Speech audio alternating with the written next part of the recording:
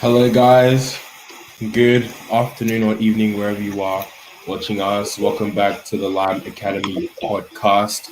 It's great to be back with another episode. Today, we're going to be talking about mental health. But before we go into our session, I just want to welcome those with me on the screen. To my left, your right, we have Keisha, one of our LiME members. To my right, your left, we have Tandi joining us today as a special guest. Bottom right here, we have Ephraim, and right here, we have Nichi, also a LiME member next to him. Yeah, Ephraim, the full mastermind behind the LiME project. But right now, I'm going to throw it to each of them to introduce themselves. Start with you, Keisha. Thank you, King David. Hello, everyone. My name is Keisha. I am one of the LiME leaders. I have been with LiME ever since it started, and it's been an amazing experience. We have written an amazing book, and now we are hoping to inspire some more youth with our podcast. Thanks, King David. Over to you. That's really good. I'm going to hand over to you, Nichi, just to introduce yourself. Hey guys, I'm Nichi. Welcome to this week's podcast. This week is going to be mental health. People in the chat, please share your opinions on whatever topics we're going to be discussing. And yeah, I hope you enjoy the podcast today. Thank you very much, Nichi. Over to you, Ephraim. Introduce yourself to the crowd. Hi, Ephraim Osai. I lead the parent organization for LiME, Multicultural Professional Bridge. I am so glad to be with you guys today. The topic is very close to my heart. I think it's timely. So great to have Tandi with us today. Fred is having some technical issues. Fred will join us later. Right, Limers, I'm so glad to be with you. Thank you. Yeah, great to have you on, Ephraim. And now over to Tandi. Just a brief introduction of yourself and what you do. Thank you for inviting me. I'm a credentialed mental health nurse, but I also work with community organizations and I facilitate mental health literacy. I'm an associate lecturer at Curtin University and Notre Dame. I have a lived experience of depression, so mental health is very close to my heart, both as a professional and also as someone who's lived through the experience. That's really good. Great to have you on, Tandi. And we're going to be throwing most of our questions to you and to the audience as well and to ourselves here. But it's great to have an expert in the field come on today. The first question I want to throw to the group. Actually, first of all, hello everyone watching there. Hope you guys have had an amazing week. Getting back to school. Hope you had amazing holidays. Hope you guys did something fun and got out the house. But yeah, I'm on to my first question. My first question for us today is, what is mental health? Because I really feel that there is two sides to the question, because mainly when we focus on mental health, we focus mainly on the bad stuff. But according to the Organization of Health, the World Health Organization, mental health is actually being able to cope with the daily stresses and daily goings of life. But mental illnesses is what we usually get confuse mental health with or use interchangeably. For example, mental health illnesses include depression, anxiety, so on and so forth. But mental health, as I said earlier, is being able to cope with life's daily challenges and everything. And in saying that, I'm throwing the question out to you and to the audience as well. What do we think mental illnesses, or what do we understand about mental illnesses? I'll pass the question over to Tandi actually. What do you understand from working in the field about mental illnesses? I think there is, like you say, there's a lot of confusion about what mental health is and what mental illness is. So we all have a mental health, just like we all have a physical health. But I think the confusion mostly arises for us people who come from culturally diverse backgrounds, that we don't have direct translations for mental health and mental illness. So the terms are used interchangeably. So when you're able to cope with life stresses and you do have the resources that you need to cope, um, you're healthy. But not everyone is going to be able to cope throughout their life. So as you struggle to cope, sometimes people need help. And that's when your mental health starts to deteriorate. When it does, it can start off as stress, and it continues to something like anxiety or depression, psychotic depression, and then you've got psychosis where people are responding to things that no one else can see.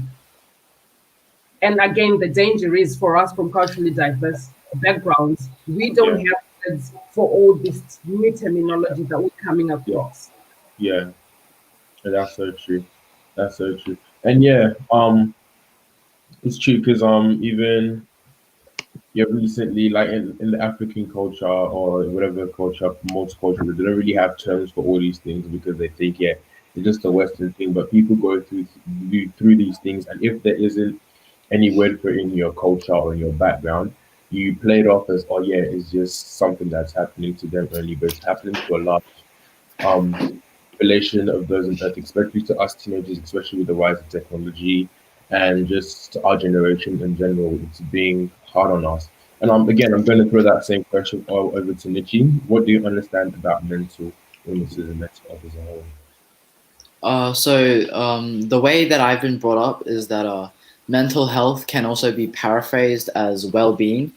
So so basically, it's like how people feel, and a lot of people confuse like your heart being the center of what you feel.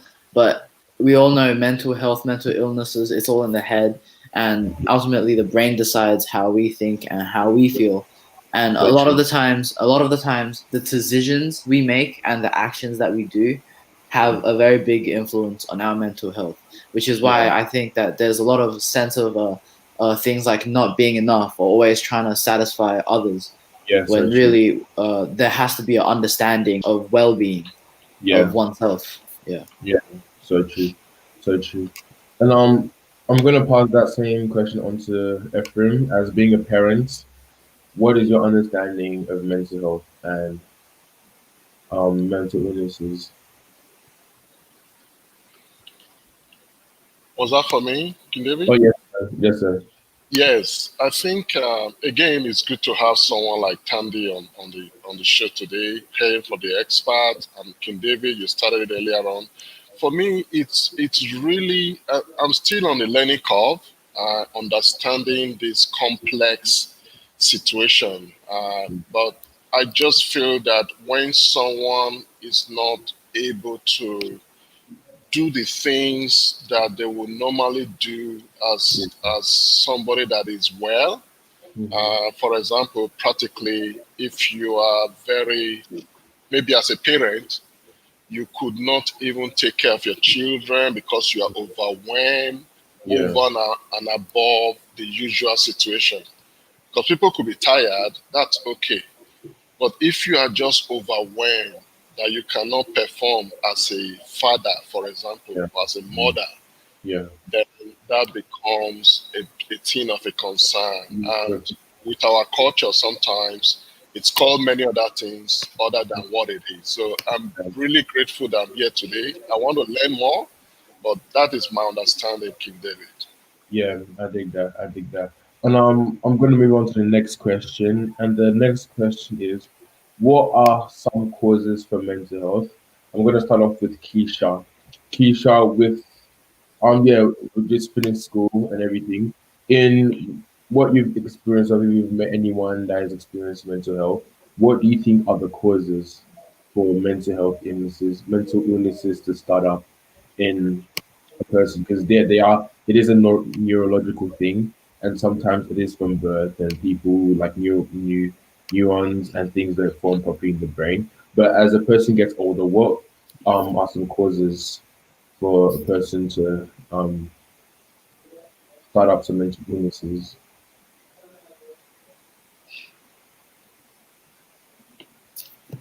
Okay. So, first of all, hello everyone. I would like to let the audience know that when this topic actually did come up about mental health, I didn't actually know what it was at all. In fact, I did ask King David as to what mental health Mm. actually meant.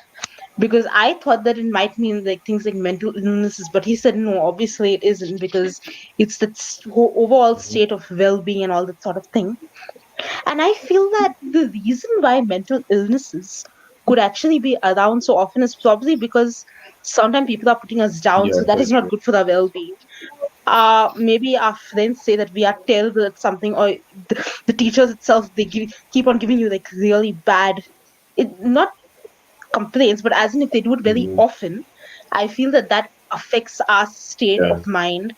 All the negativity, it affects our state of mind, and that's why you could have poor mental yeah, health.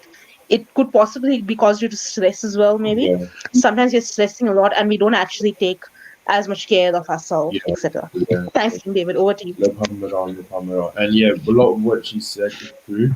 Some leading causes of mental health include, yeah, stresses of life, something that has been part of your family, in your genomes and everything like that. I'm going to throw that same question over to Tandy. In the line of work, what are causes that you've seen that cause mental health illnesses to spark up in a person? So that's a very interesting question. There are many factors, I guess, that contribute to mental illness. So there could be genetics. Mental illness runs in some families, and there could be drug and alcohol issues, which is always complicated. What causes the other? But it could also cause, for example, drugs can cause first episode psychosis.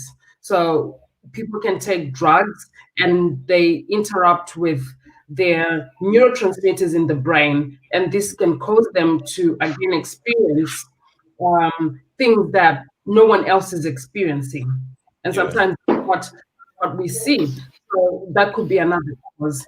And then there's environmental factors. So your environment, and it goes back to what Misha was talking about, how you're treated, how you're raised, and the core beliefs, what you believe about yourself. And then you also have social factors, and this is to do with the people again outside maybe your living environment, and it could be religion, it could be your social network.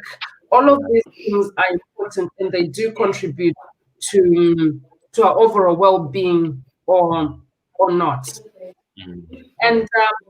And also, I think one of the things that we most often in culturally diverse communities do not realize is that every time someone has a mental illness, there is an imbalance of chemicals. And that yeah, imbalance of chemicals, it's only psychiatrists sometimes or people in the medical field who have the know-how and the knowledge to treat it. So what we're seeing, the presentation that we're seeing, or the behavior that we're seeing amongst our loved ones, sometimes needs medical intervention. And then lastly, there are some physical illnesses that can cause someone to become psychotic. So there's so many various factors that come into play. It could yeah, be side effects of medication. I know for one, after I had I think it was my son, I had a C-section, and I was given strong medications at the time, and I started to hallucinate. I was seeing things that weren't exactly there. A lot of things were going on. So without medical intervention and seeing somebody who is a professional in the field, it's really hard to say for us community members to be able to pinpoint and say this is what caused this person to have a mental illness. yeah, yeah, Yeah, so there's all sorts of various reasons, but every aspect of our life contributes to our mental health. So Yeah. every aspect is important, from school to work, at home, your social network, and your friends. All of those things come into play. And there's genetics as well that we sometimes, in culturally diverse communities, we forget. Because if no one ever told you that your great great parents had depression, you won't know that you're likely to develop it. Yeah, for a fact. There's a higher risk. So I just want to stress that point, so that we start to have conversations amongst ourselves, that we at all do not know enough about mental illness. And it's Yeah. not up to us to diagnose, but it's up to those in the medical profession to do their investigations and Yeah. diagnose people. Yeah. Thank you. Yeah. Yeah, that's a really in-depth answer for the question, which is really great because yeah, like all the things need to be covered when it comes to mental health because most of the time we do just scratch the surface. Like, yeah, it's because you're going through all this stuff. But yeah, us not self-diagnosing is, I say, the first step because if we self-diagnose, we might self-diagnose ourselves the wrong thing. Just for example, you having like runny nose, then go search up on the internet, oh, I have a runny nose. The internet is going to give you a bunch of different things. I might say that you have like 2 seconds left to die, but that's not true unless you go into the doctors or um go into for people who understand or like in the medical profession, then you know what you're going through and all those things. So yeah, not self-diagnosing is great thing, and going into those who can actually tell you what you're going through and seeking help is great. I'm going to pause that same question onto Ephraim. What are some causes for mental health that you've come across or that like would be some causes for mental health? What are some things that would be some causes for mental health? I think King David, again, just like Isha, you'll be pleased to know that you are not alone. Some of us are just Yeah. learning this, and that's why we are so blessed to have Tandi here today. But I'll try, King David, since you've asked me, what are the causes? Because, like I said, mental health illnesses and challenges are very close around the Yeah. corridor. So from that whole general experience, I can say a few things. I think that the family genetic um, transmission or whatever it's called, it's real. Mhm. Sometimes it's there, but people don't just know because, Um, again, I'm sure King David, you'll come to that question later, where we how do we talk about this more so that yeah, people can know? yeah, It's in the family. We know that something is not just right, mhm, but it's one big elephant that no one talks about. mhm, So, from my own association in the community and just from my own upbringing as well, I think it runs sometimes in the family. mhm, But again, I'll go back to what Tandy said. Some of us can fall into that trap of wanting to diagnose. I think we need to present to the right people who yeah, can do the diagnosis. But for us. without us talking or being open, and that is why, again, just want to emphasize the blessings of having Tandy here today, for her to be open enough to share. It's such an inspiration for Yeah, others, even youth, for every one of us to be open about this subject. So, mhm, King David, I know I wandered a bit there. that's I'm okay. not an expert in diagnosis, but I just feel one area that is there. It could run in families, Yeah, and also some of our action can cause others to suffer mental health illnesses. yeah, for Because that. sometimes it's there, it's like something that is just a sleeping dog. Your action can trigger it. So that is why we also need to be careful how we treat others. So Mhm. that is what, to the limited knowledge I know, King David, that is the much I can contribute now. Thank you. No problem at all, no problem. And it's great to see those that even don't know about it, trying to get to know about it, because like Ephraim said, it might be a sleeping dog, and just that little push might be what tips them over. You never know what someone's going through, and everyone has a completely different um have a different amount of things that they can handle, and what I can handle is probably different to what Nishi can handle. What Keisha can handle is probably what different to what Tani can handle. And no matter how much you can handle, somebody probably won't be able to handle that much. So you putting what you have on them is definitely going to tip the scales. Like Ephraim said it all. Whatever your parents are going through, definitely going to be passed on to you until it's realized that it's an issue and it's a problem that needs to be stopped as soon as possible. And that brings me on to my next question. How can you tell if someone is going through a mental is going through a mental health problem? Because yeah, like I said earlier, people or you can't judge a book by its cover, because you can look at someone and the person's all cheery and happy, but deep down you never know what they're going through. So what are some key things to look out for when talking to people, to like I was to not to diagnose them again, but to tell that they have a that they're going through a mental illness? I'm going to throw over to this to Tiny straight away. In your line, what have you come through and seeing as key tips or key pointers or things to look out for to like when you see like this person is going through a mental health illness, what have you come across?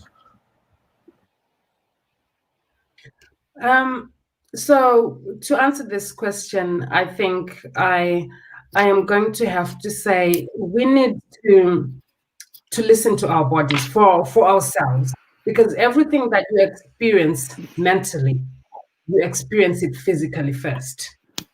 So if you're experiencing stress, right? Those who've experienced stress, people talk about tension, headaches, sometimes fatigue, lack of sleep. And what happens when people don't sleep? And in mental health, we often say by the time you get to night number 4 and you've not had enough sleep, you're you change. So you're less patient, you're irritable, your mood is low, and your energy levels are low. And the reason that I started by saying that we have to listen to our own bodies is so that we don't ignore these things. Sleep is very important, very underrated, but it can cause a lot of problems, especially for you, the younger generation who are studying.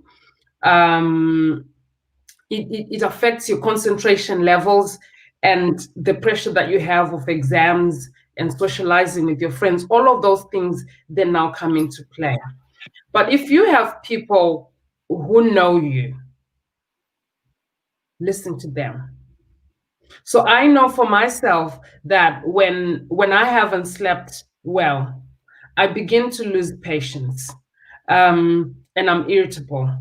And the people who know me sometimes will go, "Are you okay?"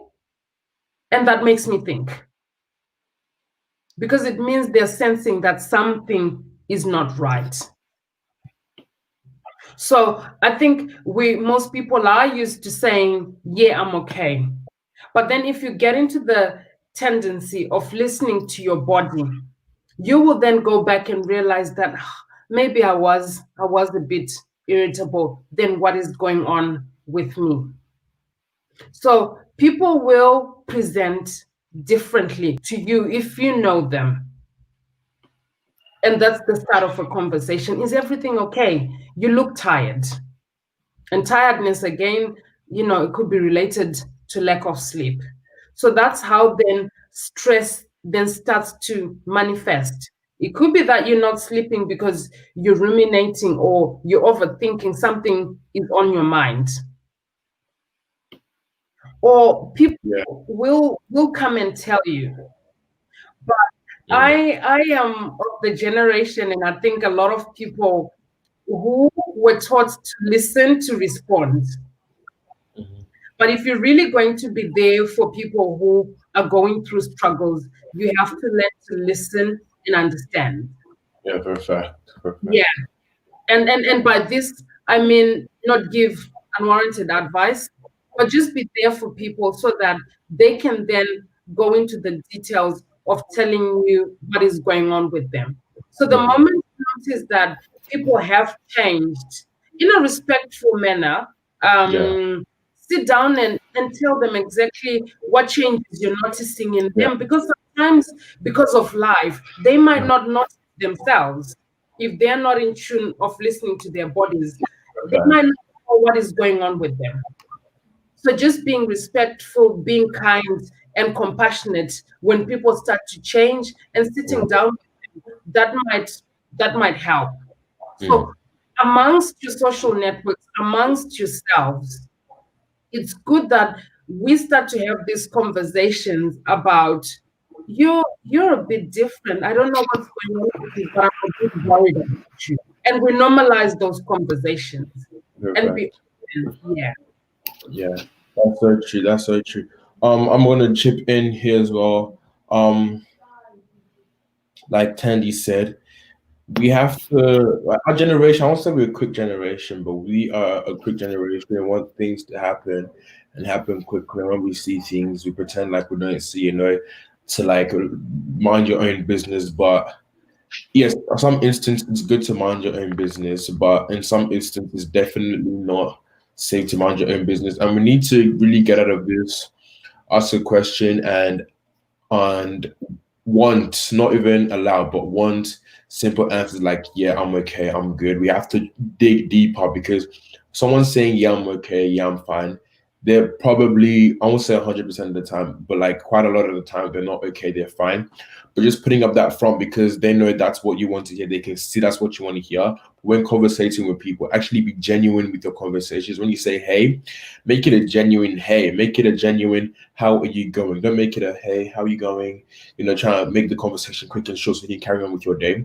But take that time and focus on that person who you're talking to so that they can feel that, yeah, you care about what they have to say, and that you care that, like, what they're going to say, you're not going to like blow out of proportion, or like not even like let it enter your left ear and out for your right ear. That's not how we should be conversating.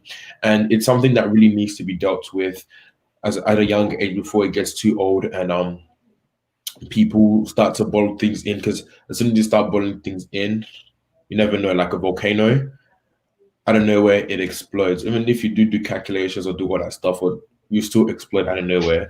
But that brings me to my next question. Why do we think it's difficult for people to open up about what they're facing? I'm going to pass that question on to Nichi as well. Like, with your understanding, or even um yeah, with your understanding of mental health so far, why do you think it's difficult for people to open up about what they're facing and challenges that they're dealing with? I think that being able to open up to someone else about your own problems is actually a very brave thing to do. Yeah. With modern society, with like just everything, it's kind of been normalized that everyone has a judgmental opinion. Yeah. So for someone to open up and to discuss their own problems with someone else is a very brave thing to do. And what that does is that other people, it establishes a relation of trust between you Yeah. and someone else. And when you establish that relationship of trust, I assume in psychology there's probably a term for it, but it's really good. As in, like, you can really trust someone and open up to them about it. And when you tell them their problems, it lifts a weight off your shoulders. So Yeah. that's yeah. That's for a fact true, because like with technology and everything, our generation is very prominent on being um authentic, but we don't really dive into being vulnerable, because it's kind of easy for people to be authentic and be themselves, but it's hard for people to be vulnerable, because that becomes trust. It's like you're basically opening the gates to your soul, the gates to your heart, the gates to your mind, because don't know what a person is going to do with your trust, because yeah, as Nietzsche said, we've created a whole society of like, yeah, everyone's just through, you can't really trust anyone, you have no one but yourself, it's all about me, myself, and I. But it shouldn't be that way. If you have family members that care about you, go to them. And what you see, it's not what other people see. If you feel like your family doesn't care about you, that's a complete lie. People looking in on your life can definitely tell that your family cares about you. And I'm super sorry for those who don't have families, that or you don't have people that they're staying with. But like, seek for your friends. Your friends are definitely gonna be big help, especially friends you've had for a long time. Don't just go out to a stranger, start opening up to them if you do, but go to your friends. And I'm also going to pass that same question on to Keisha. Why do you think it's difficult for people to open up about what they're facing? I feel the main reason why people tend to find it difficult is because they feel that others might be judgmental about it, but Yeah. also they feel that maybe that person won't believe them. Mm, So what I mean by that is, if a person who looks like quite normal or something and they have a disability, people may not believe that they actually have a disability. Just as an yeah. example. The same way with mental health, that if they look really normal and they feel that people like think that nothing is wrong with them, if they actually do talk about them, like I have been having these issues with mental health, it Hmm. could be that those people actually will not believe that they are having mental health issues, and they could be just making up some stories or something like that You for understand? some reason. Yeah, I And understand that. that's why I feel that some people find it very difficult to open up about mental health, because Mm, some people can be very judgmental without knowing their backstory. yeah, Thanks, so David. Over to you. yeah, no problem at all. And yeah, with what Keisha said, elaborating on that, because yeah, in our generation, I won't say it's a need for attention, but we really seek attention, and people come up with, I won't say crazy, a lot of weird things like, oh, my family's doing all this, my family's doing all that, and it's become sort of like a meme because someone can say I have mental health or I'm dealing with this, and everyone starts laughing because it's meant to be a joke, but it's not something that should be mocked or should be laughed about. We have to build a culture about preserving mental health and about treating it as a serious issue, because those that are dealing with mental illnesses shouldn't feel like it's something that they're not meant to deal with, because mental illnesses is as real as a disease, as real as a sickness, as having cancer, as having whatever conjunctivitis, whatever illnesses you're dealing with, because it's as real as having that. It's not something fake. It's not something that should be mocked, and it's not something that should get definitely be made fun of, because it can lead to different things like suicide. And again, if listening to this and you get triggered by anything, remember to ask, you can call Headspace, you can call the mental health hotline, guys. We're really sorry, but this is an issue that needs to be really discussed and pushed forward. But again, if anything triggers you, you can pause and hop off the stream right now. And yeah, you can message us later or the message the mental line hot stream or headspace.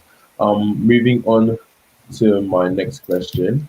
How can we approach Sorry, a King person? David. Yes, sir. King David, sorry if you don't mind, because that question you just raised, Mm-hmm. I think it's very important to get Tandi's input on that.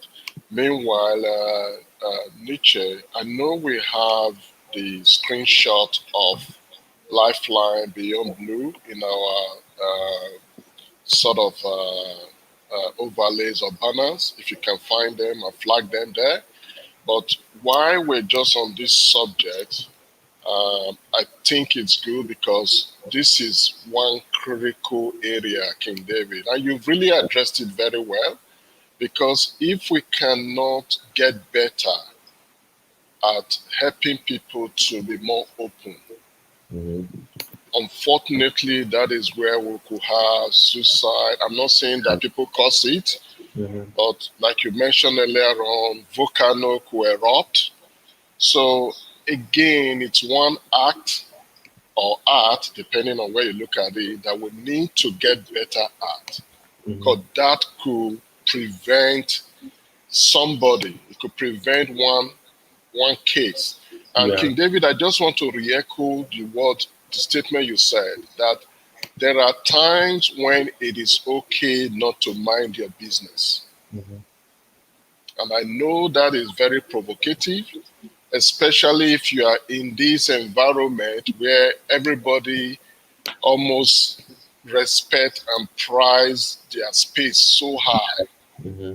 Perfect. And unfortunately, another suicide is painful for everybody. Mm-hmm. So I really want to, I think we need to get Tandi's input on this.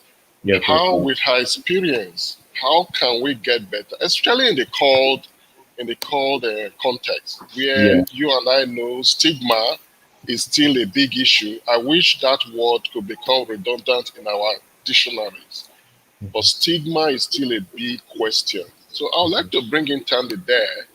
And then can I just say, when Tandy finished, King David and Nietzsche, there's quite a few people on the platform really Yeah. engage on this subject. So maybe later, if we can engage them and Yeah. let them be part of it. But Okay. let me leave it now to Tandy, please. King David, sorry to interrupt you there. No problem at all, sir. No problem. Oh, thank you for that question. I have to say, I think for me, it goes back to some people in culturally diverse communities diagnosing others for the cause in mental illness. And as we try and look for the cause in mental illness, some of the causes that we think are quite shaming. So anything that brings shame upon anyone, Yeah. hard to deal with in Yeah. families, in social circles, and in friends. And unfortunately for us, again, the language that we use for mental illness in culturally diverse communities is shaming and is degrading, because we're still using language that does not encourage people to speak up. It rather forces people to hide and isolate. Mm-hmm. So we have to be kind with our words. And I remember I was speaking to a very well-respected um, member of my community once, and she said to me, "Oh, that's unfortunate that you've been mad. Lucky for me, in my family, there's no one who's ever been mad." I did not react to that because I knew that she is ill-informed. So the language that we use is really important. So for someone who might have been going through a lot of things, to have comments like that within the community, it'll force people to hide. But I know what I stand for, and I know how prevalent mental illness is. 1 in 4, there's 5 of us here, 1 in 4 is likely to experience a mental illness at some stage in their lives. So we have to be mindful of the language that we're using when we're talking about the emotional struggles that others are going through. Again, it goes back to listening to understand people's experiences, and that can be really uncomfortable. And not giving people advice. Just because you know someone who's experienced it doesn't mean that you understand fully what that person is experiencing. Just because you've experienced it yourself also doesn't mean that you fully understand what the other person is experiencing. So to encourage these conversations, we need to have more people who are brave enough to share their stories, so that people can start to realize that it can happen to anyone. I work in the field. I've been working in mental health for almost half my life in the mental health sector, but it happened to me. And now I'm an associate lecturer, but I still went through what I went through. So it is very common. And we have to start honoring those people who share their stories, because they are the unsung heroes in our communities, because it's not easy to share your story.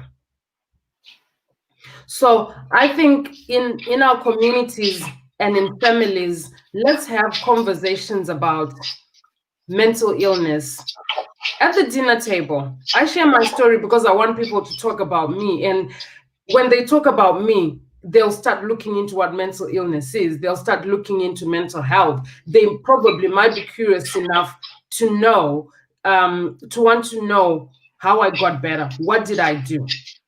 So let's start having those conversations and using language that does not shame families, that does not shame others, but language that makes us all realize, like we say in Australia, we are one, but we are many. Because we've all experienced, whether it's loss of a job, loss of a loved one, loss of a friend, um, it could be the threat of loss, trauma, one way or another. We've all experienced something. And the moment I think we realize that we all go through these things and the pain is the same, pain is pain. So emotional pain for loss is the same for everyone. So I think it goes back again to when COVID was starting and we were encouraging each other to be kind. Let's be kind to each other and start having these conversations. If you hear of someone experiencing a mental illness, that's not a topic for gossip, but it's a topic so that we start to learn more about what it is and how it's affecting us people from culturally diverse communities, because we're still trying to learn and understand why it's more prevalent here for us than we saw back home. So I'd just love to end by saying, let's be kinder to each other. Okay.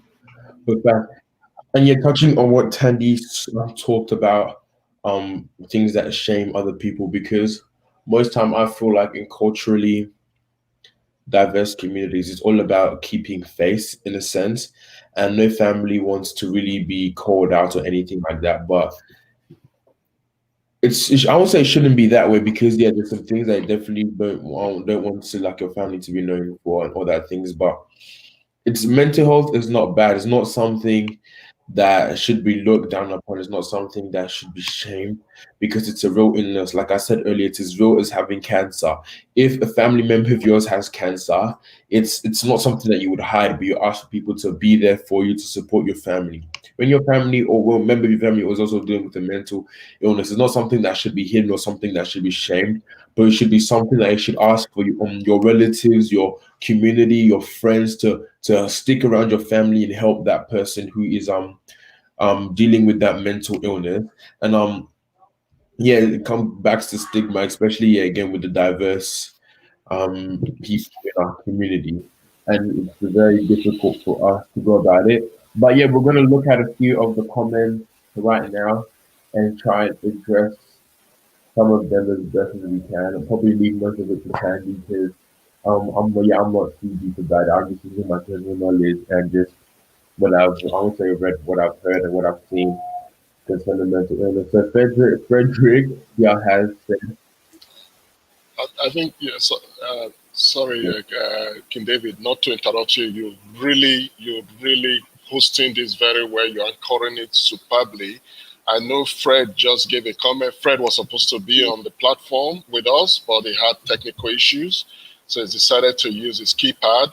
But before we get to Fred, King David, just to be fair on people that have been on the platforms here, of course, Fred is one of us as well. We have some time. We can hopefully just breeze through, and I think you're right, King David. Let's give more of the space to Tandi, being the expert on the platform right now. But can you please just start from the top? Where there's comment, just say it as comment. But where there is enough to address, then we address them. The Tandi can comment. But like I said, Fred was part of the platform, but he had technical issues. Okay. Then we should go right straight to the top. I'm not going to say this name because I'm 100% going to butcher it, but our audience here said mental illnesses are stigmatized in most cultural backgrounds, both Western and other cultures. And I feel mental. Oh, I'll go first because I have something to say about this. I feel mental health has been around for the longest time, but only till recently it's really becoming out into limelight, because they have mental illnesses such as I forgot what it's called, but it's actually it's an eating disorder where people themselves, they look in the mirror and they talk down on themselves, thinking that they should be slimmer, they should be bigger, or anorexia, my bad. Anorexia, there's different forms of anorexia. So mental illnesses have been around for a long time, both in Western cultures and both in African cultures. But it's only after recently, or maybe recently in my lifetime, or yeah, my lifetime right now, but probably in Tandy's lifetime and Ephraim's lifetime, as we talked about a lot. But it's really now that's really starting to get the limelight. I think because, yeah, especially in the African cultures, with different communities having things happen in different communities, things other things. But yeah, still a stigma, and I feel like in different parts of the world as well, it's still a stigma. But yeah, straight over to Tandy to address and drop some wisdom on the issue. Um, I think I'll just say that there is stigma of mental illness between both Western and non-Western cultures. But the Yeah, difference is, Western cultures have had mental health services way longer than we have. yeah, I'll speak for my country. Our mental health service is not that good. mm, It's getting better, but definitely it's not that good. So the mm, difference is those of us who come from non-Western cultures, we're not used to going to hospitals or seeking service for mental illness. So we don't tend to use the services. Well, mm. while they are in the Western, can you hear me? Yeah, we can hear you. We can hear Yes. you. Yeah, yeah. So while there's still stigma in Western societies, they've had services for a long time and they Yeah, use them more. So then they're way better than us. Our stigma is still twice or thrice fold, if I have to say. yeah, yeah. I think that, and I'm also feel like because they come from a Western world and they have all these services, and and we come from cultural backgrounds. Like going to a person who doesn't know your cultural background and where you're coming from, and opening up to them is going to be completely different from going to someone who comes from your cultural background and opening up to them. Because if you're opening up to someone that doesn't know where you're coming from, it's like you have to tell your whole life story. But if you're going to someone who you're like who knows where you're coming from, they understand most things that's happening because for most of us, like we're dealing with things from even back home, like having to deal with things from back home. But for those who were born here and from here, they have to just many focus on here. So that's something that I feel like, yeah, also needs to be addressed. Like we need to have more African psychologists, but we need to, as like a whole community, like I said earlier, get around that one person and I almost say, yeah, just try and help them as much as we can without making it something that needs to be changed or anything like that. But yeah, and we have another comment from the same person talking about addressing the social, economic, political, and religious impact of mental illnesses in people from cultural and I forgot what Linguistically diverse. yeah, linguistically Yeah. diverse backgrounds. So straight over to Tandy because I do not know how to answer that. Well, that is really a huge Yeah. task. But there's so many factors. All of the factors that have been mentioned here are really important. So Yeah. when we look at the social impact of mental illness in people from crowd backgrounds, right now in the youth, um, there has been an increase of mental illness within the youth. There's also been an increase of drug and alcohol use the Yeah. youth the youth. And what the youth is our future, and we're relying on you guys. So all of those, when you think about it, if mental illness is more prevalent in cowed youth, that is going to affect jobs. It is going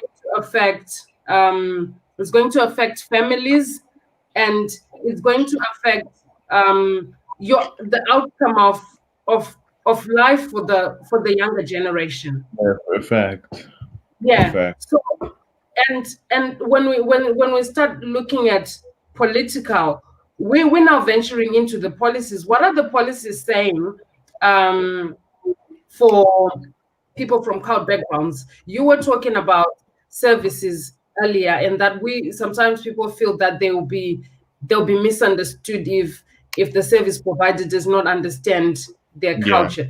All of those things are equally important. If we still feel that we're being misunderstood by service providers, we are unlikely to engage. So it's upon the service providers to provide culturally safe services for us that are welcoming, so that we feel free to go. But I also have to say, it's upon us to tell them what is important to us. Yeah. Mm-hmm. They are not going to know that our elders or maybe religious leaders are important if we never go to their services and question why all of these things that matter to us are not available. They're still learning like us. And I have to say, my psychologist was not religious at all, is not religious at all, but he was a good psychologist. So him helping me, he was good at doing that. And I had to teach him the things that are important to me. And I feel like by me exposing myself or even accessing his services, I've paved way for others, because I've since referred other friends to his services, and they say he's good at what he does. So it's not just the service provider who has the duty to provide culturally safe. We have to educate them on what is important to us, so that policies can be changed. And I'll lightly touch on religion.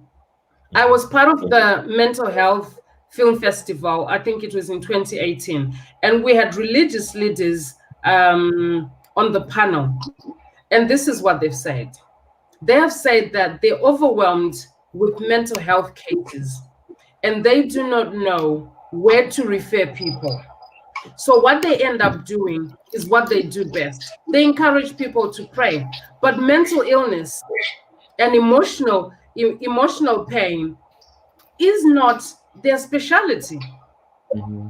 They do what they do best, and we look up to them. But they're also human like us, and they're also learning. So their field, and I think we need to separate their fields from mental illness and mental health. Because for me, I had to tell my psychologist the importance of religion in my life. And then he started using religion in some of the sessions, and it helped me. And he would encourage me to go to church on the days that I didn't particularly feel like going to church, because my mood was really low. So I think it is really important for us and the religious leaders to acknowledge where their services start and end, and where, when they've exhausted everything that they've exhausted, who has to take over, so that they know, especially the religious leaders, so that they know to refer people on. But it's a conversation that needs to be, it's a conversation we should have in churches.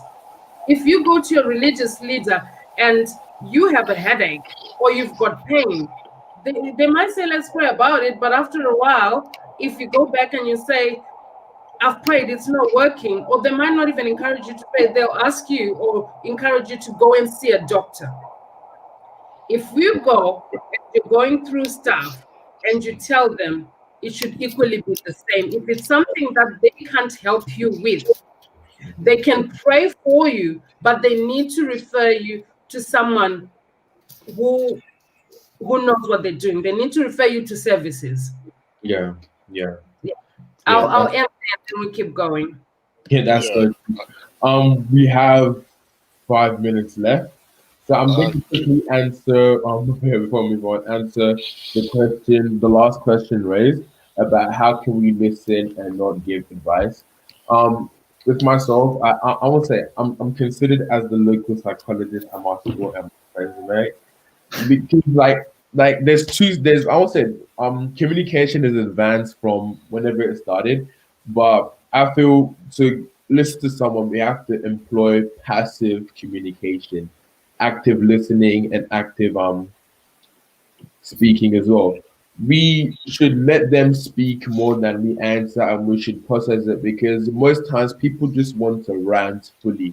They don't really want anyone to give them advice. They just want to spill everything that they have. not to put it on you, but just so that they can say it out and get it off their chest. Because a lot of my friends, like, you're just sitting there, just keep talking, talking, talking. And like, I won't say it's fascinating because you're like, oh yeah. And you have to give them, I won't say give them feedback, but like make sure that you like let them know that they're listening. Like make sure that you let them know that you're listening. When they say something, be like, yeah, and like back them up with what they're saying as well. When they ask you a question, wait for a while because it might be them just trying to like add another point to it. But at the end of the whole thing, just encourage them, and then you can give them advice as well. But while they're talking, don't try and slot in any advice that you want to give them. Save it to the end because all they really want is just a listening ear. Because probably for the longest time they haven't had anyone to listen to what they have to say or have anyone to really talk to the way they're about to talk to you right now.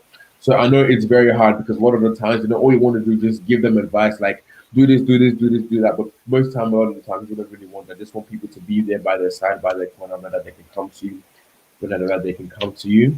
But we have 4 minutes left. Sorry, King David. Yes, sir. King David. Sorry, I know that we want to knock this off. I know that one of two persons on the platform wants to leave as well. But can I just because we have something.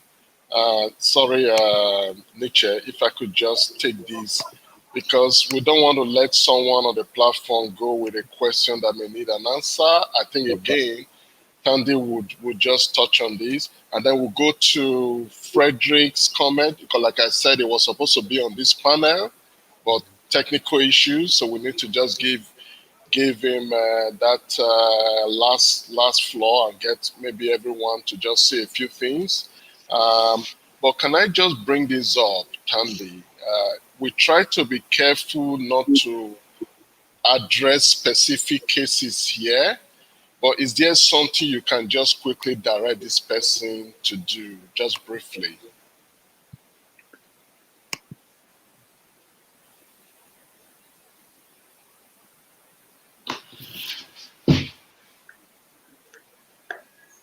Well, is this a question from Faith?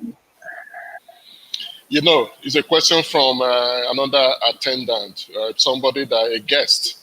And like I said, we don't address specific cases, but there may just be somewhere you can direct this person to, Faith, just briefly. Okay. I think they're saying that they've done a test for sleep apnea. Is that right? Yeah. I think so. And the doctor told them it's stress, I cannot sleep, and also if I wake up from sleeping, it will take long time to get back to sleep. Most of the time I feel depressed and lightheaded. So I'll have to say they need to go back to their GP for further tests to investigate what exactly is happening, what is caused by sleep apnea. I don't know whether you're all aware what sleep apnea is. It's when you're sleeping and there's gaps in your breathing. So it can be a really dangerous condition. So I think they need to go back and have the test. And I think that there's some sleep clinics. If they're in Australia, there are some sleep clinics who specialize only in that. And also, then they need to be more upfront with their GP about what it is that is going on in their life, so that they can get referral either to go and see a psychologist or to go and see a psychiatrist, because she's talking about she feels depressed and lightheaded. So it could be a physical illness that is causing all of those things. And again, it goes back to my point that if you're not sleeping, it's going to cause more physical illnesses and more physical symptoms. And it's also going to cause tiredness, headaches. So I think warrants medical attention. And also, again, this goes to us diagnosing ourselves. We should not. We should try to stay away from putting labels and diagnoses on ourselves. We can tell our stories, and those in the medical field have the know-how, and will do further tests. because again, there's still a lot of stigma. So if you think you've got depression and it starts to weigh heavily on you, you might not have depression, and you might start to then self-isolate. You might think you're the only one going through this, but it's not up to us to do Yeah. that. So let's be kinder to ourselves, I think, and leave those in the know-how to do further tests. And it might require you to go to the first GP, and you might need second opinion or third opinion, but just keep throwing it out. And hopefully in the end you'll find the answer. And I hope that helps, Faith. Sure, The it other thing definitely is, helps, Tandy. um, Now, just again, King David, I know you are a big fan that we should knock off before the 1 hour mark, but because of the topic and people are still on the platform, very interested, I think the last two Fred's comment are almost related. The first one is just talking about the stigma issue, which I think we've addressed already. But I Yeah. want to go to the final one because this is a youth platform. I think we should draw it together in the youth Yeah. kind of narrative. How that youth needs to be involved in this conversation. Sorry, King David, I'll hand back to you. I know you always want to knock off early, but the topic is quite charged. King David. Yeah, no problem at all. Yeah, it was a really great discussion today. And again, if anything that was said today, if you're watching it now or watching it in the future does trigger you, the health line should pop up right about now, right there. The Australian health line is right on the Ephraim and Nietzsche and the Beyond Blue line as well. Feel free to contact them and make sure you look after your mental health because each person is valuable and what you have to offer to your community, to yourself, to those around you is valuable as well. And yeah, make sure you get active, get out the house when you don't feel like it, do the things you don't feel like it, and make sure you check up on those around you and let it not be surface level questions. I don't expect surface level answers when you ask questions. Try and dive deeper and not, yeah, if like someone says they're okay and they keep saying they're okay, don't push it too deep. But yeah, just try and make sure you don't leave things at the surface level. But again, thank you all for joining us. Thank you all for your wonderful questions. Thank you for your great interactions. We'll see you soon. Hope you have a great rest of the weekend, and hope you guys, yeah, if you have any, if you take all the tips from what has been said today and implement them yourselves as well. From our LiME Academy, I'm King David. Underneath me, we have Nietzsche. Over this way, we have Tandi, and that way, we have Ephraim holding up our line book. All the episodes from our podcast can be found in the line book, starting from coming to Australia to the last chapter on mental health. We have chapters on finance, chapters on education. Check it out. You can get it on eBay. All our resources are in the link below in our description. And also follow us on Instagram and on Facebook as well, mainly Instagram, for our updates on what's happening next for the LiME Academy. But again, thank you all for tuning in. Hope you have a great weekend. Bye. And thank you very much, Tandy, as well, for taking some of your day to be here as well. Bye, Oh, guys. thank you for Thank you having so me. much, Tandy.